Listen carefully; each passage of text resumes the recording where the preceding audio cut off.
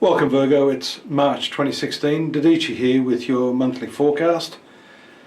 Or rather analysis, I think would be more the case with the slight change I'm taking in the way we deal with your horoscope. I'm from astrology.com.au, and you know, a lot of people ask me, how can I be happy? And when I answer them, they usually feel a little shocked. Some of them get pretty pissed off actually, because I say the secret of happiness is 2 words, and that is be happy. Of course they think that's just too simple. And the reason I raise this issue is because right now, in your horoscope, the lingering transit of Saturn in your 4th house, which isn't often mentioned in the Western astrological literature, based upon the tradition in which I've been mentored and initiated. The 4th house is very, very important for establishing happiness and inner contentment. Saturn there is usually a resistant factor, a planet which obstructs you from feeling satisfied with what's going on, as well as ruling your family life, your domestic circumstances, creating that sort of problem with space and the people you're with. This is, I believe, more a reflection of the internal struggle that may be going on with a lot of you born under the sign of Virgo. And that's going to intensify.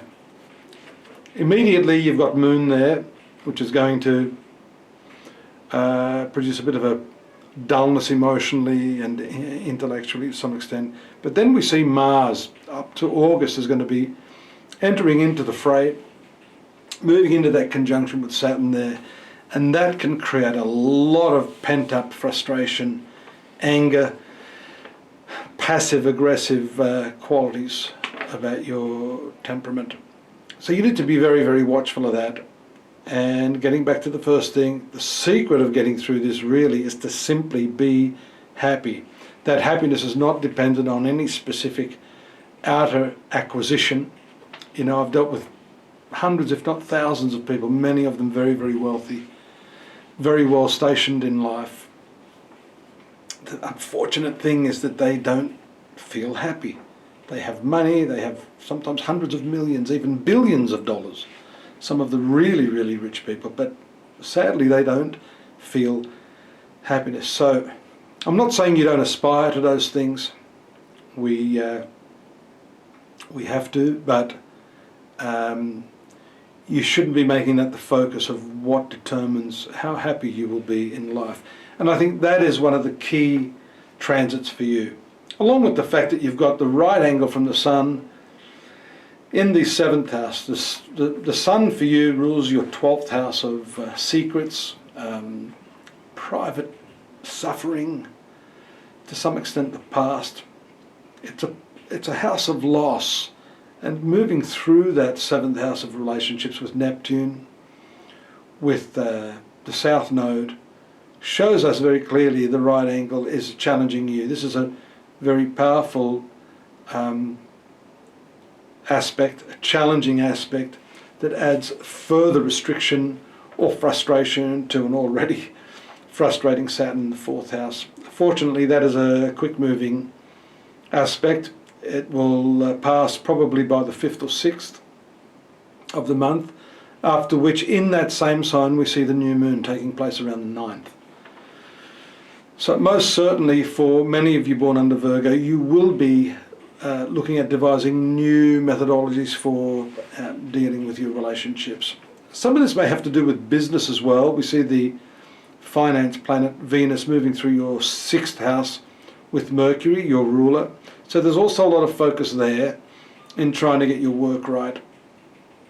And these planets normally bring some satisfaction to the working environment. New and illustrious people that you could work with, people that fascinate you. But this is all against that backdrop of heavy responsibility in your relationships. The bottom part of the chart with the Saturn, Mars and that moon down there keep distracting you from what could otherwise be a really, really liberating time in your work. So it's important, as I said, and I can't emphasise that enough, to work through these issues that are holding you back by releasing yourself from the notion that the next moment is going to be happier than this one, or next week when this happens, or when that person comes along, or when this and that, or when you get rid of this or that, then you're going to be happy. That's the fallacy. The happiness takes place here and now. Now, just moving away from that, I want to give you a bit of relief from the philosophizing.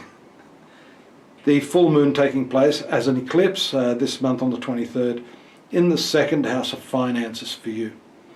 And there could be some rather unusual circumstances surrounding your finances.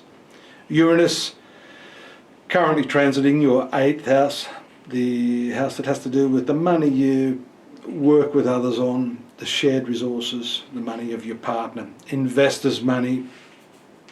And the eclipse in the opposite part of the heavens there in the second sector, which is your finances, is also very, very telling.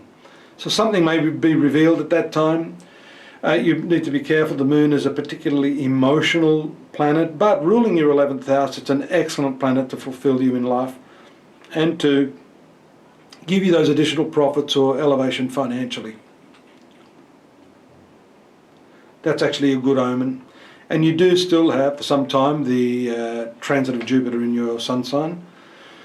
Transiting there, now moving retrograde, so that's in power. That again has to do with your relationships and your home life. They're the two critical things we started talking about at the outset.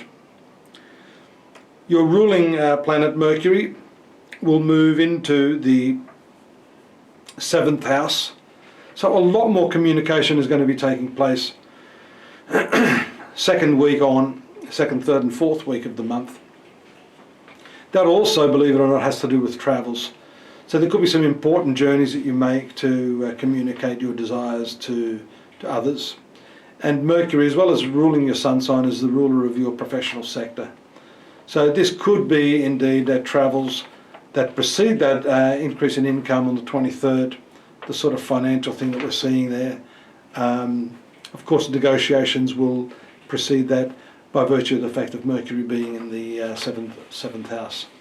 You may not be all that amenable to what has to be said by the other person, but you mustn't take no for an answer.